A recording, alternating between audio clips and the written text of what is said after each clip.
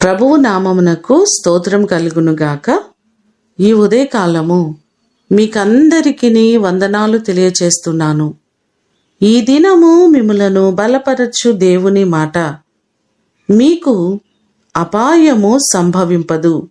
జెఫన్యా గ్రంథము 3వ అధ్యాయము 15వ వచనం. యెహోవా మీ మధ్య ఉన్నాడు, ఇక మీదట మీకు అపాయము సంభవింపదు అని బైబిల్ మనకు సెలవిస్తుంది. ఎన్నో పర్యాయాలు మనము ప్రయాణాలు చేస్తున్నప్పుడు అపాయాలు మన వెన్నంటి ఉంటున్నాయి. ఎన్ని ప్రమాదాలు పొంచి ఉన్నప్పటికీ కూడా దేవుడు నిరంతరము మనందరినీ కాస్తున్నారు, భద్రపరుస్తున్నారు. ఆయన కాపాడకపోతే మనము క్షేమముగా ఉండేవారము కాదు. ఇక ముందున్న రోజుల్లో కూడా ఆయన మిమ్మలందరినీ కాపాడి సంరక్షించునుగాక.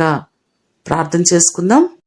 మమ్మలను మిక్కిలిగా ప్రేమించిన మా ప్రియ పరలోకపు తండ్రి, మీ ప్రశస్తమైన పాదములకు వందనాలు, స్తోత్రాలు ప్రభువా. ఈ ఉదయకాలము మీకు కృతజ్ఞతలు తెలియచేస్తున్నాం. ఎన్నో మారులు మీరు మాకు క్షేమం ఇస్తూ కాపాడుతూ నడిపిస్తున్న విధానము కొరకు వందనాలు. మీరు మా కాపరిగా ఉంటున్నారు కనుకనే మేమింకనూ క్షేమస్థితిలో ఉన్నామయ్యా.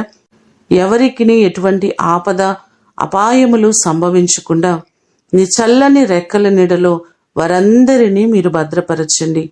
నిరంతరము మమ్మలను కాపాడే దేవుడు మీరే ప్రభువా.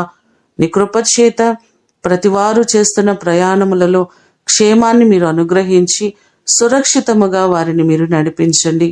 నీ కృపలో ఈ దినమంతా కూడా మీ సన్నిధి, మీ ప్రసన్నత మా అందరికీ మీరు కలుగచేయమని యేసు అతి శ్రేష్టమైన నామమున అడిగి వేడుకొని పొందియున్నాము తండ్రి. ఆమేన్. దేవుడు మిమ్ములను దీవించునుగాక.